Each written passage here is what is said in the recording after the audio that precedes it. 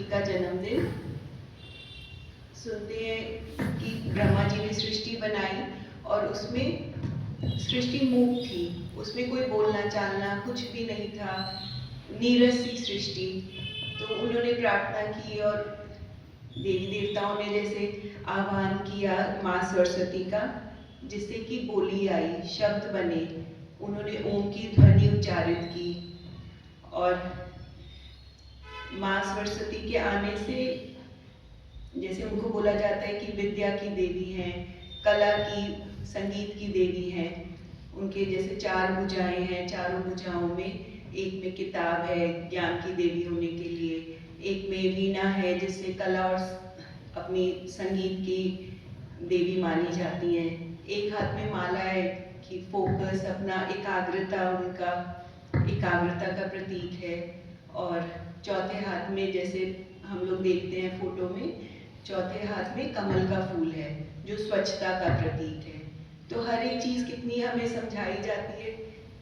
अगर ये चीजें अगर हम सदन में नहीं आए होते तो हमने किताबों में पढ़ के शायद भूल चुके होते और ना ही हम अपनी संस्कृति को इतना सेलिब्रेट कर रहे होते। इस उत्सव को जैसे घर में बड़े लोग हैं तो ठीक है, हाँ मीठे चावल बना लिए, पीले चावल बना लो, बस इससे ज्यादा पीले कपड़े पहन लो, बस इससे ज्यादा तो हम कुछ नहीं कर रहे थे।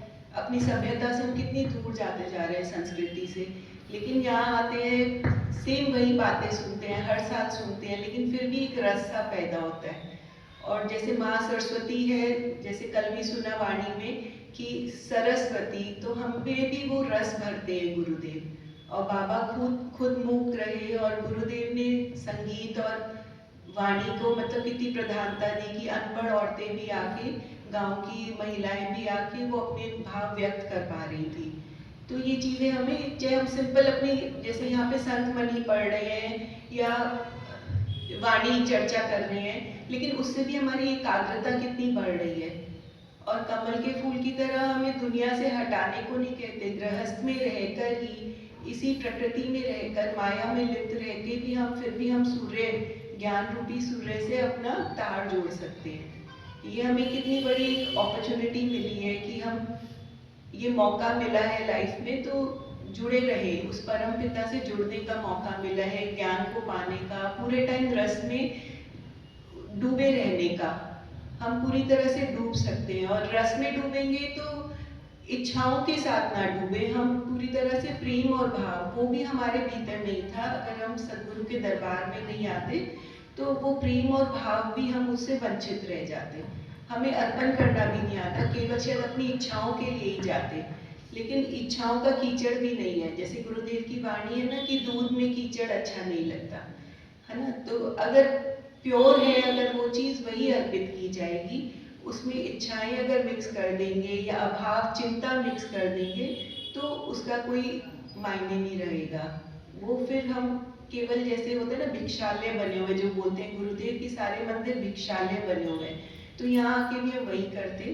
लेकिन हमें यहाँ भाव प्रेम मिल रहा है, तो हमें सरस्वती, अपनी संस्कृति से जुड़ने का मौका मिल रहा है और गाने का मौका मिल रहा है, सुनने का मौका मिल रहा है, पढ़ने का मौका मिल रहा है। नहीं तो हम तो शायद किताबें 25 साल की उम्र के बाद कभी किताबें उठाते ही नहीं, टीवी देखने से फुर्सत नहीं है आजकल किसी को।